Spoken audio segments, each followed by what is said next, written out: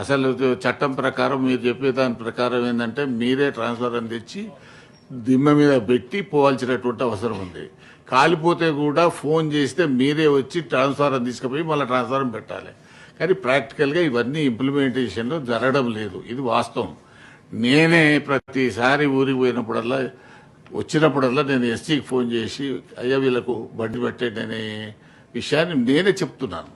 ఇది ఇంకా మధ్యలో సాక్ష్యం కూడా కాదు, నేనే స్వయంగా ఫోన్ చేసి ఎస్సీకి మన సబ్ స్టేషన్కి సంబంధించినటువంటి ఏఈకి ఈ తుప్పు పట్టిన ఎక్కడో ఒక దగ్గర మధ్యలో పొలాలలో ఉన్నటువంటి వాటిని తీయడం పెట్టడం, అది ఓన్లీ వ్యవసాయం చేయనటువంటి సమ్మర్ సీజన్లో తీసి పెట్టేయడానికి అవకాశం ఉంది. గతంలో కూడా ఒకసారి పెద్ద మ్యాసివ్ వీటి మీద అది కూడా తీసుకున్నారు. కాబట్టి అటువంటిది ఏదైనా తీసుకోండి. కానీ ఇంత మీరు చెప్పినంత స్మూత్గా గ్రౌండ్ లెవెల్లో లేదు. ఇది వాస్తవమైనటువంటిది.